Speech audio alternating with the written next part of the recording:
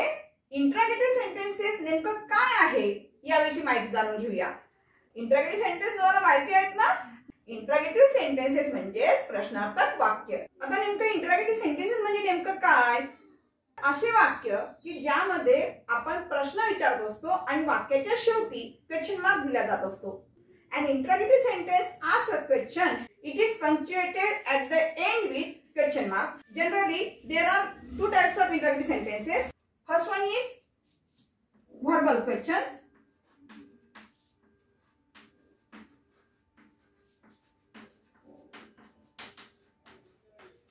And another one is WH questions.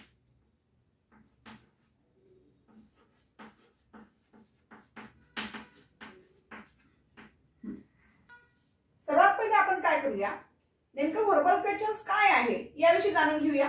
या verbal क्वेश्चन्सलाच yes no type of question असे सुद्धा म्हणतात।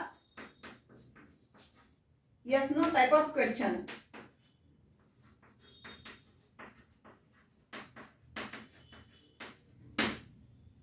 Late us see some verbal questions. चला तर आपण नेमकं व्हर्बल क्वेश्चन्स काय आहेत हे जाणून घेऊया। Verbal questions generally start with helping verb followed by subject. हे व्हर्बल क्वेश्चन्स असतात हे साधारणतः या ठिकाणी हेल्पिंग वर्बनी सुरुवात केलेली असते। जसे की टू बीज form am, is, are, was, were, to do's form do, does, did, as well as to has form have, has, had and so on। अशा प्रकारे म्हणजे यापैकी कुठल्याही शब्दांची सुरुवात झाली असेल प्रश्नाची तर ती सर्व वाक्य जी आहे ती कशामध्ये येईल, या व्हर्बल क्वेश्चन्स मध्ये येईल। आलं का लक्षात? Let us see an example of verbal questions. Do you like mangoes? Question mark. बघा या ठिकाणी सुरुवातीला काय आलेलं आहे, डू आलेला आहे। डू म्हणजे या ठिकाणी सुरुवात कशाने झालेली आहे, डू ने सुरुवात झाली आहे। डू हे काय झालेलं आहे, हेल्पिंग वर्ब झालेला आहे आणि शेवटी काय दिसतंय, the position of question marks. Last काय दिसतंय तुम्हाला, या ठिकाणी क्वेश्चन मार्क दिसतो आहे म्हणजे दिलेलं वाक्य हे काय झालेलं आहे, व्हर्बल क्वेश्चन झालेलं आहे। ठीक आहे। आता बघा, आता दिलेलं हे जे वाक्य आहे डू यू लाईक मँगोज, आता याचे आन्सर कसं येईल बरं? म्हणजे तुम्हाला आंबे आवडतात का याचे जे आन्सर असेल ते आपल्याला रिझन म्हणून देता येणार नाही। फक्त याचे आन्सर काय म्हणून येईल, एकतर यस येईल, जर तुम्हाला आवडत असेल तर यस म्हणाल तुम्ही, नसेल आवडत तर नो म्हणाल। असं कोणी नाही ज्याला आंबा आवडत नाही असं म्हणून, नाही का? हा, म्हणूनच यांना yes no type of questions असं म्हटलं जाते। यामध्ये आपल्याला याचे आन्सर लिहिण्याची काही गरज नाहीये, फक्त कशा प्रकारचे क्वेश्चन्स असतात की जेणेकरून तुम्हाला व्हर्बल क्वेश्चन्स काय आहे याची माहिती लक्षात येईल। Let's see the second example. Does he paint? या ठिकाणी बघा सेंटेन्सच्या सुरुवातीला काय आलेला आहे, डज आलेला आहे। डज इज काय आहे, डज हे काय आहे तर डज हे हेल्पिंग वर्ब आहे आणि द पोटेशन ऑफ लास्ट एंडिंगला काय दिसते आहे, क्वेश्चन मार्क दिसते आहे। याचे आन्सर सुद्धा कसं येईल, यस नो टाइप मध्ये, एकतर तुम्ही यस म्हणू शकाल किंवा नो म्हणू शकाल। Let us see third example.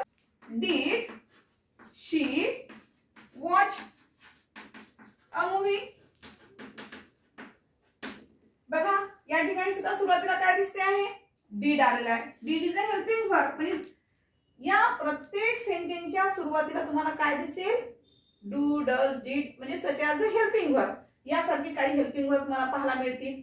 या ठिकाणी डायरेक्ट सब्जेक्ट मिळणार नाही, लक्षात, कारण डायरेक्ट सब्जेक्ट काय येणार नाहीये, कारण आपण काय शिकत आहोत, व्हर्बल क्वेश्चन शिकत आहोत। प्रश्नार्थक वाक्य नेमकं काय आहे हे जाणून घेतात आपण, त्यामुळे सुरुवातीला काय येणार आहे, वाक्याच्या सुरुवातीला या ठिकाणी हेल्पिंग वर्बनी सुरुवात होणार आहे।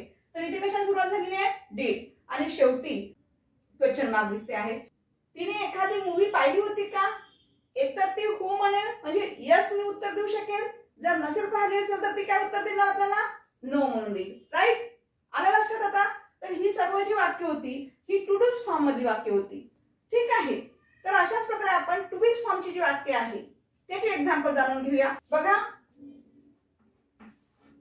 am I going to school?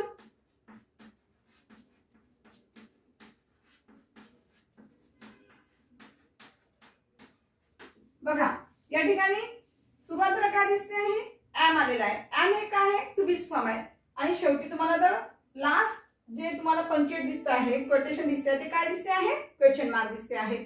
म्हणजेच काय, अशा प्रकारचे जे वाक्य असतात त्या ठिकाणी सुरुवातीला काय येणार? एकतर टू बी फॉर्मनी सुरुवात झाली तुम्हाला दिसेल, किंवा जे काही मी आता सांगितले तुम्हाला जे वर्ड सांगितले आहे त्या पद्धतीपैकी कुठलेही त्या ठिकाणी येऊ शकेल. Now see another example of verbal questions is Raju drawing a picture.